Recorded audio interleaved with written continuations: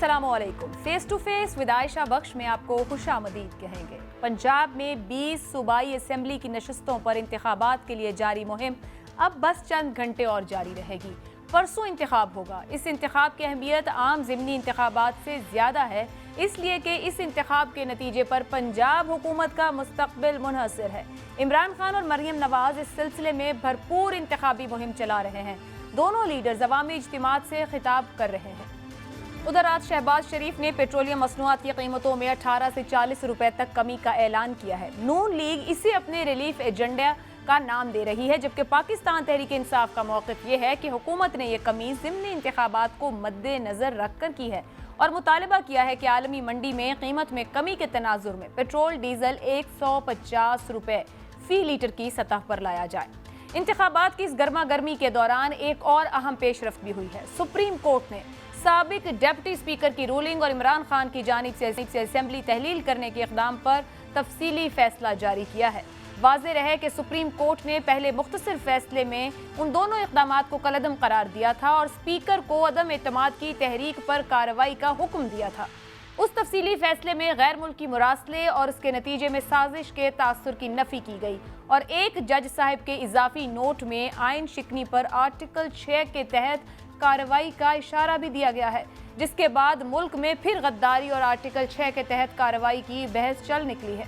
तहरीक इंसाफ एक तरफ तो तफसीली फैसले पर गुस्से का इजहार कर रही है, तो दूसरी जानिब ज़िमनी इंतखाबात से 2 दिन पहले इस तफसीली फैसले के इजरा को इलेक्शन पर असरअंदाज होने की कोशिश भी करार दे रही है। प्रोग्राम के आखिरी हिस्से में बात करेंगे अपोजिशन लीडर राजा रियाज से। जानने की कोशिश करेंगे कि मुल्क में चेयरमैन नैब, मुस्तकबिल में निगरान हुकूमत समेत अहम तकर्रियों और तैनातियाँ जो होनी हैं उसमें उनका किरदार क्या है। क्या मौजूदा अपोजिशन लीडर इस किरदार की अदायगी के लिए तैयार हैं, क्योंकि फवाद चौधरी मौजूदा अपोजिशन लीडर की ओहदे पर मौजूदगी पर अफसोस का इजहार कर चुके हैं। आगाज करेंगे गुफ्तगू कर हमारे साथ प्रोग्राम में मौजूद हैं, क्योंकि मामला 2 ही अहम हैं। एक है सुप्रीम कोर्ट की जानिब से दिया गया फैसला, लीगल इम्प्लीकेशंस और आर्टिकल 6 की हुकूमत क्या सोच रही है, आज किसी हद तक जिस्ट हमें मिल गया है, एक्शन क्या लेना चाहती है। और दूसरा अहम तरीन मामला है 20 हलकों का ज़िमनी इंतखाब, वहाँ पर मामला अवाम की अदालत में है, वहाँ क्या कुछ हो सकता है, हुकूमत कितनी तैयार है, किसकी इलेक्शन साइंस दूसरे से बेहतर है, इस पर गुफ्तगू करेंगे। मेरे साथ प्रोग्राम में स्टूडियो में मौजूद हैं साबिक ब्यूरोक्रेट हैं, एनालिसिस देते हैं आपके सामने और लिखते भी हैं और बड़ा बेहतरीन जानते हैं कि जो हमारे यहाँ इंतखाब होते हैं किस ढब और तर्ज पर होते हैं और किसका कितना असर रहता है। और ये मकबूल जान साहब यहाँ मौजूद हैं, साबिक अटर्नी जनरल और माहिर कानून इरफान कादिर साहब भी प्रोग्राम का हिस्सा है। लेकिन इससे पहले ग्राउंड सिचुएशन, आज लाहौर में भरपूर जलसे हैं। मरियम नवाज ने कर चुकी हैं खिताब, इमरान खान साहब ने फैसलाबाद के बाद पहुंचने और 3 जलसे लाहौर में करने हैं। हमारे साथ मौजूद हैं जावेद फारूकी साहब, सीनियर रिपोर्टर हैं। फारूकी साहब, ये फरमा दीजिएगा कि गुज़िश्ता रात पेट्रोल की कीमत में कमी अवाम वाकई रिलीफ के तौर पे ले रही है, या जो PTI कह रही है कि वक्ती स्टंट किया गया है ज़िमनी इंतखाब पर असरअंदाज होने के लिए? देखिए आयशा, मौजूदा हुकूमत जो है इससे इलेक्शन, जो ज़िमनी इलेक्शन है, इसमें सबसे बड़ा जो चैलेंज है, अगर ये महंगाई को हम सबसे बड़ा चैलेंज कहें तो ये गलत ना होगा। इसके अलावा और कोई बड़े मसाइल नहीं थे, लेकिन जिस तेज़ी से महंगाई आई इस हुकूमत के आते ही, उसके बाद ये ज़िमनी इलेक्शन उसके लिए पहला टेस्ट केस बन गया। इसी को मद्देनजर रखते हुए कल जो वज़ीर-ए-आज़म ने ऐलान किया है पेट्रोल की कीमतों में कमी का, डीजल की कीमतों में कमी का, उसका लामहला यही एक हदफ है उसका कि इस ज़िमनी इलेक्शन के अंदर जो है उन्हें कोई ना कोई रिलीफ भी मिले। तो इस हवाले से हमारी जो आम जनरल पब्लिक से भी बात हुई और मैं इस वक्त यहाँ पर 168 PP 168 में मौजूद हूँ, जहाँ पर थोड़ी देर कबल मरियम नवाज जलसा करके गई हैं। तो यहाँ वर्कर्स भी हैं, मुस्लिम लीग नून के वर्कर्स भी हैं अगरचे, लेकिन आवाम से भी हमारी जो बात हुई उसमें कुछ मिला जुला रुझान इस तरह से है कि कुछ लोग तो ये कह रहे हैं कि शायद ये इलेक्शन स्टंट है, कि कल का जो इलेक्शन है परसों का, उसके लिए ये अपना एक रिलीफ लेने के लिए, ये अवाम के लिए रिलीफ नहीं है, ये खुद हुकूमत ने अपने लिए रिलीफ का एक रास्ता इख्तियार किया है, जिसमें वो अवामी जो एक अवाम के जो शिद्दत पसंदाना जो जज्बात हैं उनको तो थोड़ा सा ठंडा करना चाहती है इलेक्शन से पहले। लेकिन अमूमी तौर पर एक बहुत अच्छा इसे वेलकमिंग एक लोगों का है, इसके ऊपर रद्दअमल है। और एक साय ऑफ रिलीफ है कि 18 रुपए, 18.5 रुपए तकरीबन पेट्रोल की कीमत में जो कमी है, इसको एक बेहतर तौर पर इसे वेलकम किया जा रहा है और इसके हवाले से ये कहा जा रहा है कि इससे कुछ रिलीफ मिलेगा। मजमूई तौर पर न सिर्फ ये कि पेट्रोल की कीमत में कमी हुई है, बल्कि इससे तवक्को ये जाहिर की जा रही है कि और भी इससे रिलेटेड जितने भी शोबे हैं, खास तौर पर डायरेक्टली इसका असर आता है कि ट्रांसपोर्टेशन जो है वो बहुत महंगी हो गई है, तो किराए जो हैं उनमें भी कमी आएगी और बाकी चीज़ें जो हैं उनके रेट्स भी कम होंगे। ठीक है जी, बहुत शुक्रिया जावेद फारूकी साहब। हम बात करेंगे क्योंकि इलेक्शन से पहले इक़दामात कितने अहम होते हैं और कितना असर डालते हैं। तो औरिया साहब की तरफ आने से पहले हमारे साथ इरफान कादिर साहब हैं। कादिर साहब, ये फैसला जो सुप्रीम कोर्ट का आया, इसकी टाइमिंग पर खुद पीटीआई भी बात कर रही है। तफसीली फैसला है जो आर्टिकल 6 की भी बात कर रहा है, गुज़िश्ता हुकूमत के इक़दामात को गैर आइनी, गैर कानूनी कह रहा है। 2 दिन पहले जारी होना और फिर पीटीआई का इतराज़, आपके ख्याल में वजह है? मैं समझता हूं कि एतराज तो बिल्कुल ऐसा कोई रीजनेबल उन्होंने नहीं किया, क्योंकि फैसला तो, लेकिन ये इसमें इतनी ताखीर होनी वैसे नहीं चाहिए, क्योंकि ये तो बड़ी छोटी सी बात थी और ये तो फैसला आने से तकरीबन 2 हफ्ते पहले मैंने खुद कह दिया था एक प्रोग्राम में कि फैसला क्या आएगा, क्योंकि हर चीज तो ब्लैक एंड व्हाइट में लिखी हुई है, कॉन्स्टिट्यूशन लिखा हुआ है, लॉज लिखे हुए हैं, तो वो तो कोई ऐसी कोई इशू नहीं था। इतनी देर क्यों लगी? जो छोटा फैसला इन्होंने दिया था वो बिल्कुल सही था, और ये जो तफसीली फैसला है इसमें बहुत सारी चीजें जो है उन्होंने वजाहत करने की कोशिश की है, जो कि मैं समझता हूँ कि वो वजाहत की जरूरत नहीं थी। पाकिस्तान की कॉन्स्टिट्यूशन का टेक्स्ट इतना क्लियर है कि जरूरत नहीं है जज साहिबान को कि वो दूसरे मुल्कों के मिसालें जो है उनकी किताबों में से देनी शुरू कर दें, क्योंकि वहां पे तो उनके कवानीन एग्जैक्टली हमारी तरह तो नहीं है, तो वो एनालिटीज वहां से ड्रॉ करने की जरूरत नहीं है। मैं समझता हूँ कि थोड़ी सी इनको ज्यादा ग्रिप लेनी चाहिए। फैसला इनका ठीक है, ज्यादा जरूरत नहीं थी कि इसमें इतनी ताखीर होती। ठीक, तो ये तो जो शुरू में फैसला आ गया था वो दुरुस्त फैसला था, दुरुस्त था और फैसले का पता था, इसलिए कोई इतना वैलिड एतराज नहीं। और या साहब आपकी तरफ आ जाते हैं। 2 ही मामलात हैं, इलेक्शन है ज़िमनी और हीटेड पॉलिटिकल बैटल ग्राउंड इस वक्त बना हुआ है। 20 ज़िमनी इंतखाब पूरे पंजाब में फैले हैं और बताएंगे किसका बयानिया आगे है। एक तरफ ये फैसला है, क्या वाकई ये फैसला असर डालेगा? क्योंकि नून लीग वाले की तरफ से यह कहा जाता है कि इन्होंने उड़ा के रख दिया है जो पीटीआई का बयानिया था। खुद पीटीआई कह रही है टाइमिंग इसकी बड़ी मशकूक हो रही है, और उधर से दिया गया है रिलीफ गुज़िश्ता रात। तो दोनों मजबूत तौर पर सींग फंसाए हुए हैं। देखिए, पहली बात तो यह है कि जिस वक्त एक पॉपुलर फिजा बन जाए तो किसी किस्म का फैसला या किसी किस्म की रिलीफ भी वो काम नहीं किया करती। 1977 में जिस भुट्टो के खिलाफ एक फिजा बन गई थी, तो भुट्टो ने, आपको पता है, 4-5 इकदामात किए थे। उसने जुमे की छुट्टी की थी, उसने शराब पे पाबंदी लगा दी थी, उसने रेस कोर्स ख़त्म कर दिए थे, और उसने ख़ास तौर पे इस्लामी इकदामात जो थे वो शुरू कर दिए थे। लेकिन लोगों ने नहीं माना था, क्योंकि एक फ़िज़ा बन चुकी हुई थी। अब सूरत हाल इस वक्त ये है कि जिस वक्त 10 अप्रैल को एक फ़िज़ा जब बनी है इमरान खान के मामले में, तो उस मामले के अंदर अब आप सुप्रीम कोर्ट का फैसला आ जाए या कुछ और चीज़ आ जाए, लोग उसको उसी हिसाब से लेते हैं। इरफान कादिर साहब जहाँ मौजूद हैं, इरफान कादिर साहब को याद होगा कि इससे पहले इसी तरह का एक और केस भी आया था सुप्रीम कोर्ट के ज़माने में।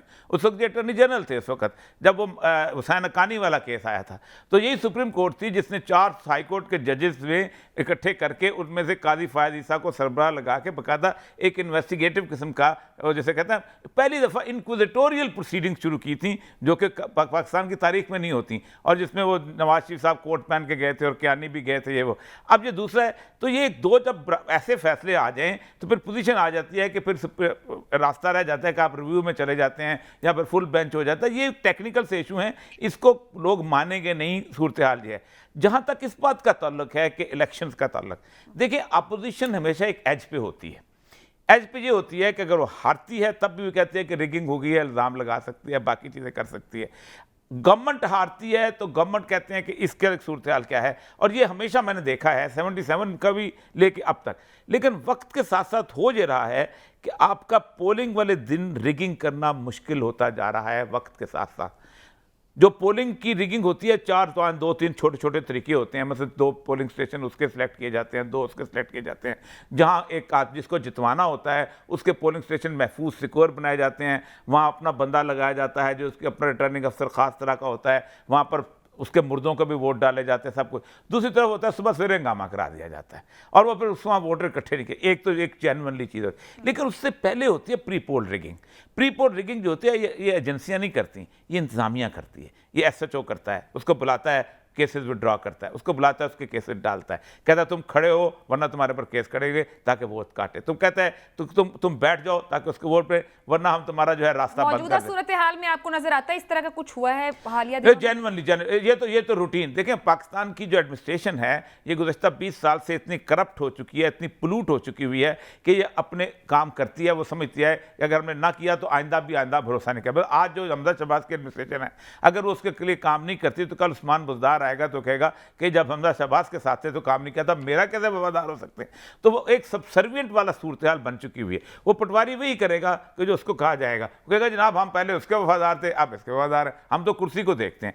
इसलिए एक तस्वर ये बन गया हुआ है कि हमने ये करना है, और ये हो भी रहा है। मैं कोई जाहिर बात है, मैं इसी 32 साल इन लोगों के साथ गुजारता चला आया हूँ, उसके बावजूद एक पॉपुलर जो वेव होती है ना जी, उसका कोई मुकाबला नहीं कर सकता। सर अब सवाल इसी पर है, आपने पहले भी पॉपुलर सेंटिमेंट की बात करी, पॉपुलर वेव की बात कर दी है, अमूमी ट्रेंड्स के बरखिलाफ कुछ हो सकता है? एक तो ये हमेशा से हम देखते आए और अपने गुज़िश्ता हुकूमत में भी देखा कि ज़िमनी इंतखाबात, गुज़िश्ता हुकूमत के खिलाफ हुआ, ज़िमनी इंतखाबात हुकूमतों के हक में जाते हैं। अब आप पॉपुलर सेंटिमेंट की बात भी कर रहे हैं और कहीं ना कहीं प्री पोल रिगिंग की बात भी कर रहे हैं। आपको क्या लग रहा है कि कहां पलड़ा भारी रहेगा, कौन सी चीज हावी रहेगी? देखिए, ये पाकिस्तान के ये जो इलेक्शंस हैं ना, ये 77 से मिलते जुलते हैं। ये एक, आप इसके 20 इलेक्शन का ज़िमनी इंतखाब में समझें, ज़िमनी इंतखाब होता है बड़ा सिक्लूडेड किस्म का।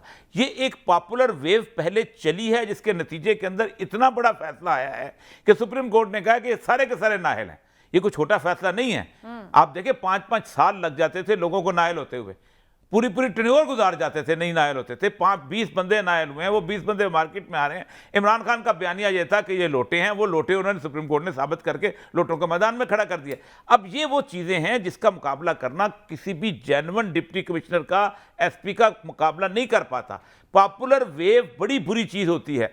हमेशा किया जाता है कि मार्जिन कम किया जाता है ताकि हम खेल सकें। मैं आपको अपने एक्सपीरियंस की बुनियाद पर कहता हूं कि 25 से 30 हज़ार से ज़्यादा मार्जिन हो तो कोई शख्स भी धांधली नहीं कर सकता, और अगर वो धांधली करने की कोशिश करेगा तो उसका रिजल्ट इतना बुरा निकलेगा। आप मुझे बताएं, आपके पास पूरे पाकिस्तान में जितनी भी पुलिस स्ट्रेंथ होती है ना, हम तो शाम तक इस बात पे होते थे कि अल्लाह करे कि ये आसानी से हो जाए। आप एक पोलिंग स्टेशन से बंदा विड्रॉ करेंगे, पुलिस दूसरी जगह लेके जाएंगे, तीसरी जगह लेके जाएंगे, कहाँ आप लोग उसको खड़ा करेंगे।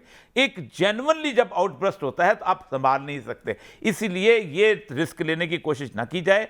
मुझे एक इतलात ये भी हैं कि अगर एक सिचुएशन बन गई तो एक ऐसी सूरत बना दी जाए कि सारी जगह हालात हो जाएं ऐसे कि सारे इलेक्शन ही पोस्टपोन हो जाएं, और फिर उसके बाद जाहिर बात है स्टेटस को तो गवर्नमेंट को मिल जाएगा। ये तो बड़ी खतरनाक किस्म की बात है कि हालात ऐसे बना दीजिए। इरफान कादिर साहब, इलेक्शन कमीशन जिम्मेदार है इस पूरे इलेक्शन को लेकर। पीटीआई एक मुकम्मल तौर पर एक मौक़िफ़ रख रही है, बल्कि एक बयानिया बना चुकी है गुज़िश्ता कुछ दिनों में कि इलेक्शन कमीशन जिम्मेदारी नहीं अपनी पूरी तरह से निभा पा रहे हैं। वो उनके लाहौर आने जाने को तनकीद कर रहे हैं। और फिर फवाद चौधरी साहब ने तो गुज़िश्ता रोज़ जजों को लेकर भी जिस तरह के कॉमेंट्स किए हैं, आपके ख्याल में इदारों के ऊपर मिसट्रस्ट बहुत आगे चला गया है? और जो औरिया साहब ये बात कर रहे हैं कि इलेक्शन भी स्टेक पे लग सकता है, आप ऐसा कुछ फोर्स ही कर रहे हैं? देखिए, मैं तो शुरू से ये कह रहा हूं कि तमाम जो स्टेक होल्डर्स हैं, हमारी जितनी भी पॉलिटिकल पार्टीज हैं, गवर्नमेंट है, ऑपोजिशन है, मुख्तलिफ पॉलिटिकल पार्टीज हैं, सबके कंसेंसस से इन अदारों में लोग अपॉइंट होने चाहिए। अदलिया का भी मैंने कई दफा कहा है कि अदलिया को भी इनको चाहिए कि ऐसी अदलिया रहें जो कि सबके कंसेंसस से हो, और बाकायदा उसमें अगर आपको आइन में तरमीम भी करनी पड़े तो वो करें।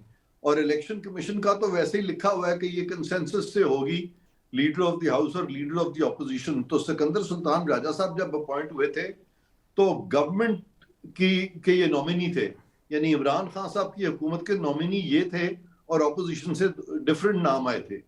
तो ये तो इनकी अपनी चॉइस थी इमरान खान साहब की। अब इनकी अपनी चॉइस है तो ये उसके खिलाफ किस तरह से ये बात कर सकते हैं, क्योंकि इन्होंने तो खुद उनको चुना था। ये तो चाहते थे, जिसपे के बाद में ऑपोजिशन भी एग्री कर गई और इनका कंसेंसस हो गया। तो इसीलिए मैं कहता हूं कि री-इंस्टीट्यूट अदलिया को भी आप री-इंस्टीट्यूट दोबारा से उसको करें, री-कॉन्स्टिट्यूट हो हमारी अदलिया भी, और सारों के कंसेंसस से हो। क्योंकि अभी तो ये बाय डिफॉल्ट ये चल रहा है ना कि एक लॉयर मूवमेंट हुई और इनकी जो बहाली हुई वो आप जानते हैं किस तरह हुई, कि वो एतजाज एहसन साहब को कहना पड़ा कि जी हमें तो फोन आ गया था वहां से पिंडी से कि ये बहाल हो रहे हैं, तो उस तरीके से एग्जीक्यूटिव एक्ट के जरिए बहाल हो गए थे। तो अदालतों को भी, इलेक्शन कमीशन को, तमाम जो ये इदारे हैं जो इलेक्शंस को कंट्रोल करते हैं, लेकिन फिलहाल इलेक्शन कमीशन तो मैं समझता हूँ कि ये कंट्रोवर्सी उठाना खास तौर पे पीटीआई वालों के लिए जो है, ये मुझे थोड़ी सी हैरानगी हुई है कि उन्होंने जिसको चुना था, जब आप अपना आर्बिट्रेटर या आर्बिटर खुद चुनते हैं तो फिर आप सब्सिक्वेंटली उस पर एतराज का मतलब नहीं कर सकते। ठीक है, इरफान साहब ये भी फरमाइएगा, जो फैसला आया है, जो जस्टिस मंदोखेल साहब का इजाफी नोट है, क्या वो इंपैरेटिव पार्ट है जजमेंट का या नहीं है? देखें, आप पहले तो जजमेंट को देखें, अभी इजाफी नोट पे मत आइए। जजमेंट पे उन्होंने ये कहा है कि it is a fraud of the constitution. बिल्कुल। और मुझे बड़ी सहूलत है क्योंकि मुझे बड़ी आसानी होती है जब ओरिया साहब मेरे सामने होते हैं तो उनके वो दलील को बहुत मानते हैं, तो इसलिए ओरिया साहब को समझाना और भी आसान हो जाता है कि अगर आप कह रहे हैं कि किसी ने फ्रॉड किया है कॉन्स्टिट्यूशन पे, तो अनकॉन्स्टिट्यूशनल मीन्स को एम्प्लॉय करना भी बुनियाद बनती है हाई ट्रीजन की। यूज ऑफ फोर्स ही नहीं, यूज ऑफ अनकॉन्स्टिट्यूशनल मीन्स जो है वो भी बुनियाद बन जाती है हाई ट्रीजन की। और ये फ्रॉड ऑन द कॉन्स्टिट्यूशन अदालत का लिख देना पाकिस्तान की, मेरा ख्याल है इतनी सारी जजमेंट्स आई हैं पिछले 60-70 साल में, शायद ही होगी जिसमें इतने सख्त अल्फाज जो है वो इस्तेमाल हुए हैं। तो ये बड़ी सीरियस चीज है। उसके बाद जो इजाफी नोट है वो इसका तायदी नोट है, इससे डिफरेंट वो नहीं है, क्योंकि ये जो फ्रॉड ऑन द कॉन्स्टिट्यूशन है ये 5 जजेस ने कहा है, तो ज्यादा बड़ी बात तो उन्होंने कर दी है, मेन फैसले में कर दी। सर तो क्या ये सिफारिश लाजिम है कि इसके तहत जाना चाहिए आपकी राय में, या ये वफाकी हुकूमत के ऊपर है कि वो इस तरफ बढ़े या नहीं बढ़े, किसी मजीद जवाब की जरूरत या खुद कार्रवाई का मामला रहेगा? हाँ, ये सिफारिश है, ये लाजिम नहीं है, क्योंकि अगर हुकूमत वक्त चाहे कि हम नहीं प्रोसिक्यूट करेंगे, हाई ट्रीजन का मामला नहीं चलाएंगे, तो अदालत पाबंद नहीं कर सकती। सर इसकी डायरेक्शन क्या होगी? सदर का नाम है, वजीर आजम का है, डिप्टी स्पीकर का है, असल डिप्टी स्पीकर का पहला फैसला था। जी, अब इस पे दिस इज वेरी इंटरेस्टिंग कि इमीडिएटली तो इस पे इन्वेस्टिगेशन होगी, और इन्वेस्टिगेशन जब मुकम्मल होगी तो फिर वफाकी हुकूमत नॉमिनेट करेगी एक शख्स को, किसी को ऑथराइज करेगी कि आप कंप्लेंट फाइल करें। वो फिर कंप्लेंट फाइल करेंगे। अब सदर पाकिस्तान जो है उनके खिलाफ कोर्ट की प्रोसीडिंग्स हो ही नहीं सकती, उनको कॉन्स्टिट्यूशनल इम्यूनिटी है। लेकिन सदर पाकिस्तान, जब सदर पाकिस्तान नहीं रहेंगे तो कोर्ट प्रोसीडिंग्स भी उनके खिलाफ हो सकती हैं। लेकिन जो साबिक वजीर आजम है और जो डिप्टी स्पीकर हैं और या और लोग जो उनके साथ शामिल थे, उनके खिलाफ कोर्ट प्रोसीडिंग्स भी हो सकती हैं, तफ्तीश भी हो सकती है। सर मुझे इजाजत दीजिएगा, मैं वापस इस पे आती हूँ कि तहकीकात कैसे होनी चाहिए या होनी चाहिए या नहीं होनी चाहिए, लेकिन उससे पहले औरिया साहब आपकी तरफ, क्योंकि आज वफाकी हुकूमत ने भी इसको टेकअप किया, इस पे बात हुई है और इस फैसले को भी बड़ा उन्होंने एक अच्छा फैसला कहा। 5 और 6 के नीचे रेफरेंस दायर करने की बात कर रही है और रेफरेंस पर आगे बात बढ़ाने की हो रही है। आपकी राय में इसके पॉलिटिकल इंप्लीकेशंस क्या हो सकते हैं? ये पार्लियामान है, पार्लियामान का फैसला होना चाहिए, लेकिन एक बार फिर पार्लियामान से मुतल्लिका फैसला बाहर से है, पॉलिटिकल इंप्लीकेशंस। पहली बात तो ये था कि जिस वक्त पार्लियामान आप कर रहे थे, आपने पाकिस्तान का जो कॉन्स्टिट्यूशन है इतना वेग है कि इसमें बहुत सारे क्वेश्चन ही पार्लियामान के जो हैं वो हल ही नहीं होते। सुप्रीम स्पीकर को बात कर रहा है, ऐसी रूलिंग दे रहा है, वो वहाँ नहीं जा सकती, आप सुप्रीम कोर्ट में जा रहे। होना चाहिए था कि पार्लियामेंट के अंदर कोई कमेटी होती जो सुप्रीम कोर्ट को देख सकती, उसको देख सकती, स्पीकर को देख सकती।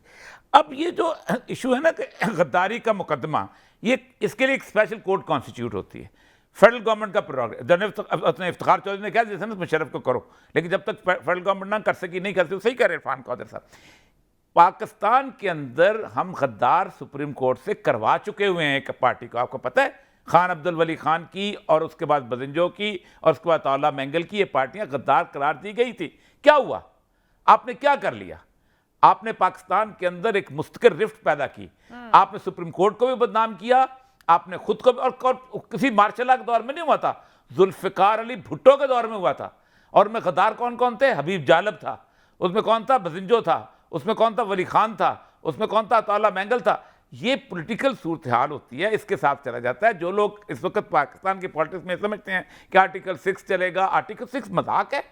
आर्टिकल 6 एक बड़ी सेंसिटिव किस्म की चीज़ है कि आप एक आदमी को मुकम्मल तौर पर हाई ट्रीजन, गद्दारी के इल्ज़ाम के अंदर आप उसको खड़ा कर रहे हैं, बहुत बड़ा इल्ज़ाम है। अब इसका मतलब यह है कि अगर आपने ये काम शुरू कर दिया, हर रोज शुरू हो जाएगा, कोई एंड नहीं है। और ये सब इसी को थोड़ा सा और खोलते हुए कि पार्लियामान के ऊपर हमने देखा 58(2)B को चलते, पार्लियामान के ऊपर हमने देखा कि आर्टिकल 63 है, मुंतखब नुमाइंदे हैं ना कि इस्तेमाल कुछ, अब आर्टिकल 6 की बात हो रही है।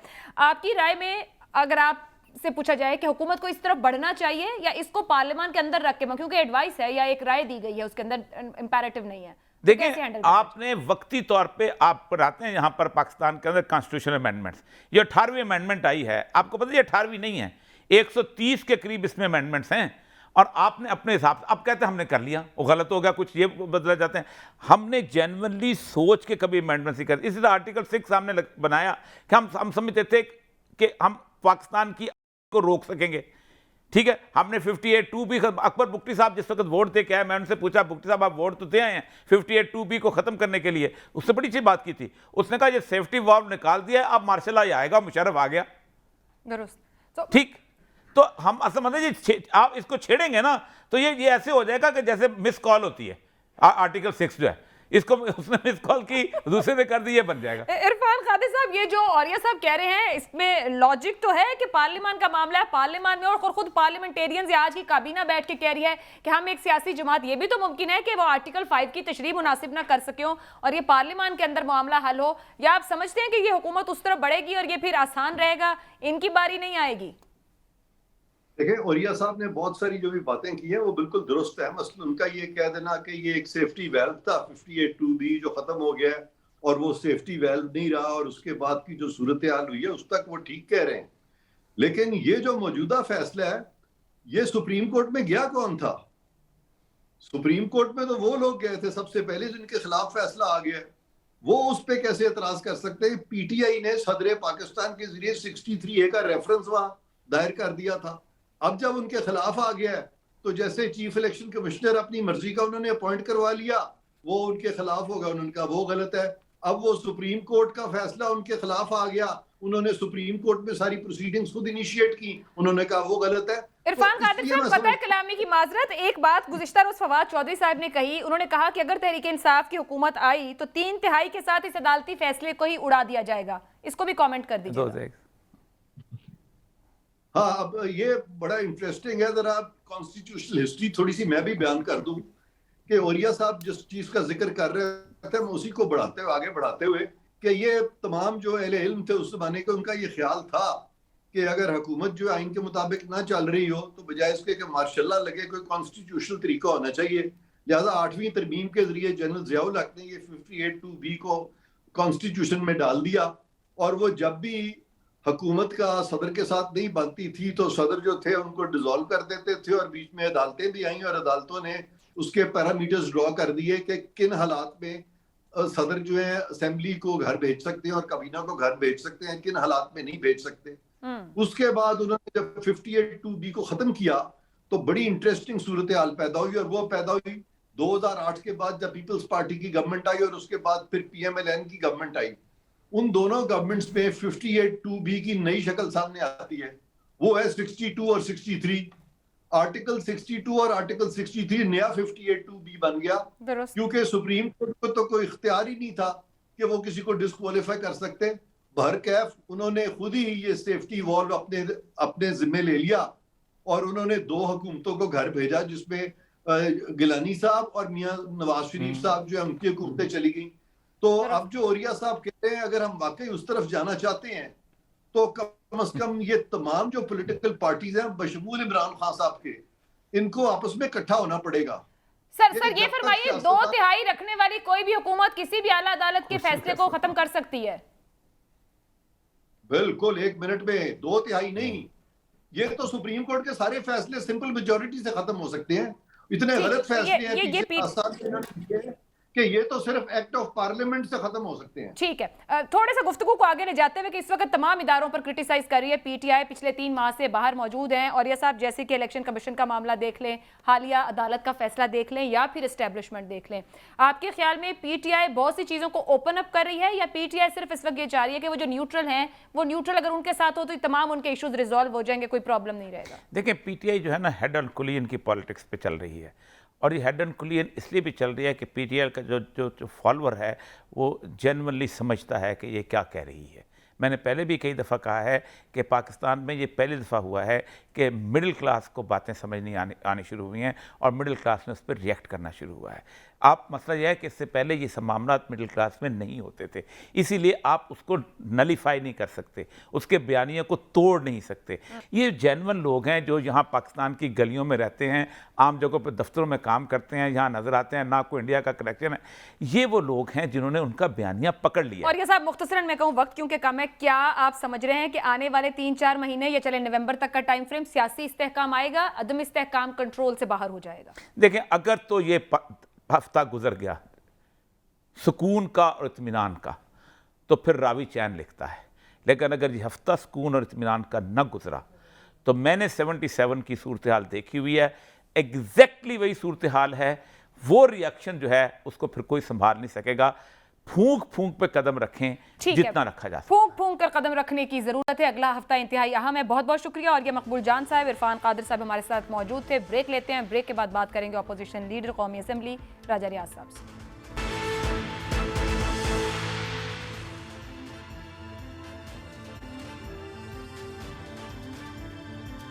प्रोग्राम के आखिर हिस्से में आपको खुशामदीद कहेंगे। हमारे साथ इस वक्त अपोजिशन लीडर कौमी असेंबली राजा रियाज साहब मौजूद हैं, उनसे बात करेंगे। राजा साहब, बहुत शुक्रिया वक्त निकालने के लिए।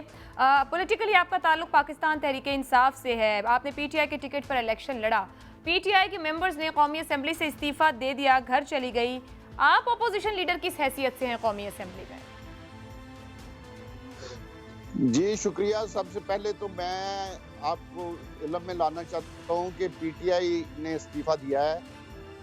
हमने जो नाराज लोग थे इमरान खान से और जो इख्तलाफ करते थे इमरान खान से, हम सारे लोग असेंबली में मौजूद हैं और हम समझते हैं कि असेंबली में रहना चाहिए। और हमारे जो इतने हम नाराज लोग थे, जो इमरान खान की पॉलिसियों की वजह से नाराज थे, जो इमरान खान की करप्शन की वजह से नाराज थे, जो फरागोगी के जिस तरह लूट रही थी पंजाब को उस वजह से नाराज थे, जिस तरह आपने देखा है कि बुज़दार ने पूरे पंजाब का खाना खराब कर दिया, तमाम अदारे तबाह कर दिए, उस वजह से हम खान साहब को बार बार ये बात कहते रहे कि इन चीज़ों को ठीक करें।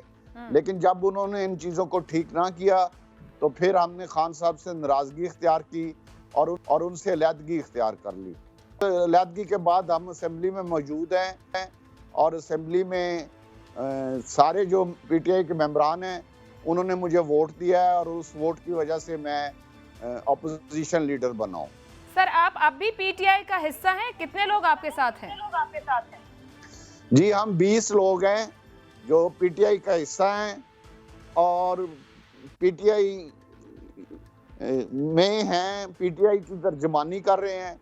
और ये लोग नहीं असेंबली में आ रहे, हम असेंबली में भी जा रहे हैं और पीटीआई के प्लेटफॉर्म से जो भी मुल्क के लिए बेहतर है या मुल्क के अवाम के लिए बेहतर है उस पर खुल के बात कर रहे हैं।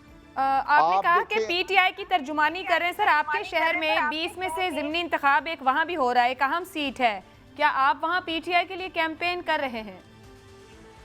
जी, मैंने बताया कि हम पीटीआई के इमरान खान की पीटीआई से सख्त नाराज हैं और हमें उनसे बहुत इख्तलाफात हैं क्योंकि वो इमरान खान एक करप्ट और झूठा आदमी है और उसने जिस तरह उसकी एहलिया ने करप्शन की, जिस तरह फरागोगी ने करप्शन की, जिस तरह बुज़दार ने करप्शन की, जिस तरह परवेज खटक ने करप्शन की, महमूद खान ने करप्शन की और बहुत से लोग हैं, नाम लेने लगूं तो रात पड़ जाएगी। राजा रियाज साहब, आपने कहा कि इमरान खान की पीटीआई से नाराज हैं, तो क्या आप जो आपके साथ 20 लोग मौजूद हैं, आप एक नई जमात के, नई पीटीआई के खुद को रजिस्टर करवाएंगे या अगला इंतखाब कैसे? फिर जो आप और आपके साथ 20 लोग हैं, आपकी पॉलिटिकल स्टैंडिंग क्या है? हम इंशाल्लाह इमरान खान, क्योंकि इमरान खान एक करप्ट टोले का सरबराह है और तरीके इंसाफ से इमरान खान से जान छुड़ाएंगे, तरीके इंसाफ में रहेंगे, लेकिन इमरान खान के चेयरमैनशिप के खिलाफ इंशाल्लाह अदम एतमाद लेके आएंगे और उसकी चेयरमैनशिप खत्म करेंगे। मैं समझ नहीं पा रही, इमरान खान के साथ 133 का नंबर था, आपके साथ 20 का नंबर है, आप उनको कैसे चेयरमैनशिप से हटाएंगे? आपके पास क्या से है? कौन लोग हैं आपके पास इस वक्त? आप देखेंगी कि आहिस्ता आहिस्ता लोगों में 17 तारीख को इलेक्शन है। हाँ। उसके रिजल्ट आने के बाद बहुत से लोगों को अब एहसास हो रहा है कि हम गलत फैसला हमारा है जो हमने इस्तीफा दिया है या जो हम इमरान खान के साथ चल रहे हैं, तो आप देखेंगी कि आहिस्ता आहिस्ता लोग इमरान खान को छोड़ते चले जाएंगे। आप देखें, एक मेरी बात सुने, तैयबा गुल का जो वाकया है उससे कोई शर्मनाक हरकत हो सकती है कि वजीर आजम चेयरमैन नैब को ब्लैकमेल करने के लिए एक औरत को वजीर आजम हाउस में 18 दिन तक अगवा करके रखता है? इससे बड़ा कोई बेशर्मी हो सकती है? और उससे बड़ी बेशर्मी इनकी इमरान खान की और पीटीआई की कि कल के सुप्रीम कोर्ट के फैसले के बाद तो इनको डूब के मर जाना चाहिए। इनके पल्ले कुछ नहीं रह गया। ये जो कुछ कह रहे थे सुप्रीम कोर्ट ने सारा कुछ झूठ और फ्रॉड करार दे दिया है, और उन्होंने कहा है कि ये आर्टिकल 6 के तहत इनके खिलाफ मुकदमा दर्ज होना चाहिए। राजा रियाज साहब, आपके लिए जो दरखास्त दी गई अपोजिशन लीडर की, उस पर 17 लोगों के सिग्नेचर थे। अगला इलेक्शन आपने किस जमात से, किसके टिकट पे लड़ना है? ये वक्त जब आएगा, इलेक्शन आएगा, अभी मैं पीटीआई में हूँ, जब वक्त आएगा तो मैं फैसला करूंगा, अपने हल्के के अवाम से मशवरा आप इमरान खान की पीटीआई में नहीं है, आपकी अपनी पीटीआई है। मेरी अपनी पीटीआई है। मैं फैसला करूंगा कि मैंने इससे इलेक्शन लड़ना है या हल्के के अवाम से मशवरा करूंगा, या आजाद लड़ना है या किसी और जमात से। आपसे मुतालिक ये खबर आती रही कि आप अगला इलेक्शन नून लीग के टिकट पे लड़ेंगे, तो फिर आप कैसे अपोजिशन लीडर? जी नहीं, ये अभी कोई फाइनल नहीं है, ये सब अफवाहें हैं। मैं इंशाल्लाह ताला अभी इस पूरे टर्न्योर में पीटीआई के टिकट पे इलेक्ट हुआ हूँ, पीटीआई में रहूंगा और पीटीआई की तर्जमानी करूंगा, पाकिस्तान के अवाम की तर्जमानी असेंबली में करूंगा। असेंबली से इमरान खान की तरह भाग नहीं जाऊंगा, बल्कि असेंबली में रह के इंशाल्लाह तर्जमानी करूंगा। आपने देखा है कि राना सनाउल्लाह के बारे में फवाद चौधरी ने खुद तस्लीम कर लिया है कि उनके खिलाफ झूठा मुकदमा बनाया गया था वजीर आजम की हमा पर। मगर फवाद चौधरी ने आपसे मुतालिक ये कहा है कि ऑपोजिशन लीडर अगर आप हैं तो पाकिस्तान की बदकिस्मती है।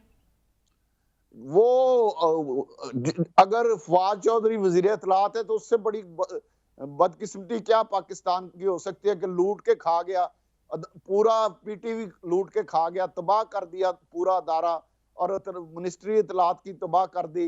उसके बाद वजीर कानून बना तो ऐसा काम कराया है इमरान खान से और स्पीकर से और डिप्टी स्पीकर से, जिससे गैर आईनी काम कराया है। कल राजा रियाज साहब, कतई कलामी की माजरत, आप बड़े पुराने और मंझे हुए सियासतदान हैं, कोई सियासत में नए नए तो आए नहीं। 3.5 पौने 4 साल आप हुकूमत का हिस्सा रहे। आप अभी तैयबा गुल वाक़े पे बात कर रहे हैं, prime minister, ex prime minister पर तनकीद कर रहे हैं, आप फवाद चौधरी के बतौर मिनिस्टर होने पर तनकीद कर रहे हैं, मगर जितनी देर आप हुकूमत में रहे, ये वोट ऑफ नो कॉन्फिडेंस तक आपकी, कभी हमने किसी मामले पर कोई बात, कोई तनकीद, कोई आवाज ना सुनी।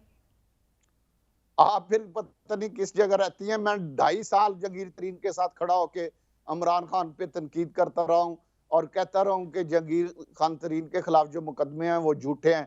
2.5 साल मैंने इस पे बात की है। वो तनकीद तो फिर जहांगीर खान तरीन साहब के एंगल से रही ना, हुकूमत की नहीं, मैंने इमरान खान के खिलाफ तनकीद किया और इमरान खान के सामने जाके बात की है कि आप गलत कर रहे हैं, आप लोगों पे झूठे मुकदमे बना रहे हैं।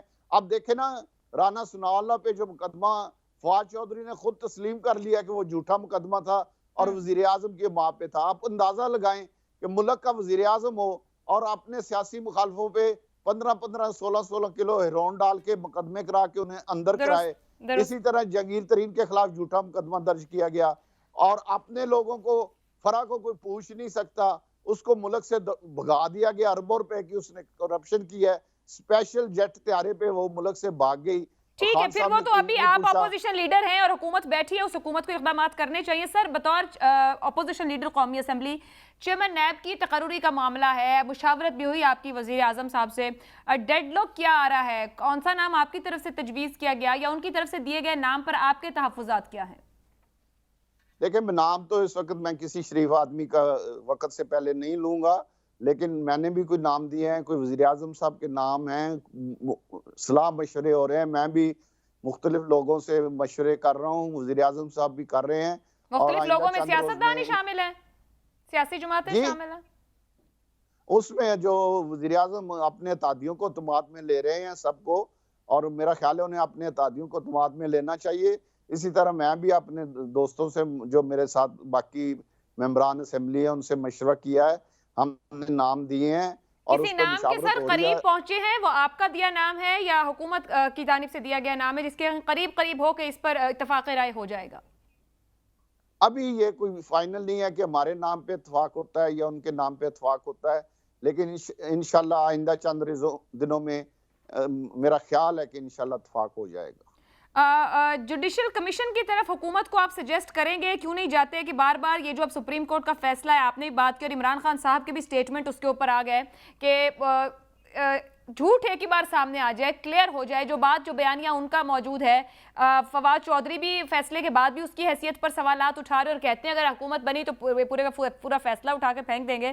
तो क्या राइट ना हुकूमत को नहीं चाहिए कि एक ही बार दरअसल गहराई से तहकीक और तफ्तीश हो कि दरअसल मामला था क्या ये सब जो मार्च में सामने आया? मेरा ख्याल है सुप्रीम कोर्ट के फैसले के बाद किसी जुडिशियल कमीशन की जरूरत नहीं रह गई। सुप्रीम कोर्ट ने जितना तफसील के साथ फैसला दिया है और जिस तरह उन्होंने हर चीज को खुल के अपने फैसले में लिखा है, उसके बाद तो इनको शर्म आनी चाहिए। ये साजिश का नाम लेते हुए इनको शर्म आनी चाहिए, लेकिन ये बेहया लोग हैं, इन्हें शर्म नहीं आएगी। ये बड़े ढीठ हैं। और ये इमरान खान कहता था बड़ी दिलेरी के साथ कि मैं 1 करोड़ नौकरियां दूंगा, 1 नौकरी नहीं दी। 50 लाख घर दूंगा, 1 घर नहीं दिया, बल्कि लूट के खा गए। राजा रियाज साहब, इसी फैसले पर विफाकी काबीना जो है उसने गौर भी किया है। आर्टिकल 5 और 6 के नीचे रेफरेंस के ऊपर बात भी हो रही है। आपकी राय में क्या आप बतौर अपोजिशन लीडर कौमी असेंबली आर्टिकल 6 की तरफ बढ़ने की हिमायत करेंगे या मोहतात रहने का हुकूमत को मशवरा देंगे? बिल्कुल, मैं कहूंगा कि जिसने भी गैर आईनी काम किया है, इस मुल्क की लाइन और लेंथ सही करने के लिए, कानून की बालादस्ती के लिए, आइन की बालादस्ती के लिए, जिसने भी आइन को तोड़ने की कोशिश की है, आइन की खिलाफ वर्जी की है, उनके खिलाफ सख्त सख्त एक्शन होना चाहिए। रियाज साहब, आप नहीं समझते, आप पार्लियामेंटेरियन हैं, एक माजी है, एक सियासी तारीख है, यहाँ पर 58(2) भी रहा जो पार्लियामान पे चलता रहा, आर्टिकल 63 भी रहा, अब आर्टिकल 6 का दरवाजा अगर आप लोग पार्लियामान खोलना चाह रही है तो जद में फिर आप भी आएंगे? जी बिल्कुल, जो भी आइन को तोड़े, आइन सबसे मैं समझता हूँ मुकद्दस है, और आइन को जो भी तोड़े उसके खिलाफ, चाहे मैं हूं चाहे कोई और हो, जिन्होंने आइन को तोड़ा है और सुप्रीम कोर्ट ने कह दिया है कि आइन को तोड़ा गया है, उनके खिलाफ आर्टिकल 6 के तहत कार्रवाई होनी चाहिए। मैं समझता हूँ ये बिल्कुल जरूरी है। अगर इस मुल्क ने सही तरीके से चलना है, आइन के तहत चलना है, कानून के तहत चलना है, तो आइंदा कोई ये जुर्रत ना करे कि वो आइन को तोड़ सके और इतनी बदमाशी और गुंडागर्दी से तोड़े कि हम वहां बैठे हुए थे, फवाद चौधरी साहब ने खड़े होके एक जैली और झूठा जो इन्होंने अमेरिका का खत का फ्रॉड किया हुआ है कौम के साथ, वो फ्रॉड उठ के पढ़ दिया और स्पीकर ने अपने आईनी फराइज, डिप्टी स्पीकर ने अपने आईनी फराइज अंजाम देने के बजाय उसी पर अपनी एक रूलिंग दे के अजलास को मुलतवी कर दिया और हम इनके मुंह देखते रह गए कि इन्होंने कितना बड़ा गैर आईनी काम किया है। सर, बतौर ऑपोजिशन लीडर आपका ओपिनियन क्या है? सदर मुमलिकत के खिलाफ मुआवजे की तहरीक जमा करवा दी गई है यो से। बिल्कुल, मैं समझता हूँ कि ये सही है, और सदर क्योंकि एक पार्टी बना हुआ है, सदर को न्यूट्रल होना चाहिए, लेकिन वो न्यूट्रल नहीं है। और खान साहब जिस तरह न्यूट्रल के बारे में तनकीद करते हैं, उन्हें अपने सदर पे कोई नहीं आता कि वो क्या कर रहा है। कभी अपने गिरबान में भी झांक के देखें कि उनका सदर क्या कर रहा है, किस तरह वो आइन की और कानून की खिलाफ वर्जियां कर रहा है, किस तरह वो हुकूमत जो भी चीज बेचती है उसको रोक के बैठ जाता है, फाइलों के ऊपर बैठ जाता है। तो उसको कम से कम कुछ सबको अपने गिरबानों में झांकना चाहिए, और जो भी गैर कानूनी काम करता है, गैर आईनी काम करता है, सर, चीफ इलेक्शन कमिश्नर और इलेक्शन कमीशन को लेकर इमरान खान भरपूर तनकीद कर रहे हैं। ज़िमनी इंतखाब है 20 नशिस्तों का, आपके ख्याल में पुरअमन शफाफ इंतखाब हो जाएगा या तनाज़े का शिकार हो जाएगा? देखिए, पहली बात तो ये है कि सबसे इंटरेस्टिंग कि इस चीफ इलेक्शन कमिश्नर को खान साहब ने खुद लगाया है, तो उसके बाद इन पर तनकीद करनी खान साहब की बनती नहीं, खुद उन्होंने इनकी तैनाती की है। मेरे ख्याल में इंशाल्लाह फ्री इलेक्शन होगा, किसी किस्म की कोई धांधली नहीं होगी।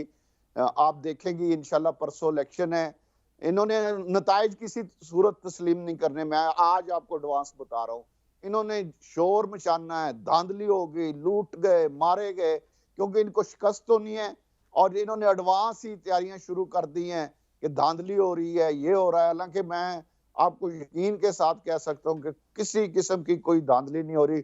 हमारे फैसलाबाद में एक इलेक्शन हो रहा है, उसमें अभी तक एक दरखास्त इनके कैंडिडेट ने नहीं दी कि किसी किस्म की कोई उसे परेशानी है।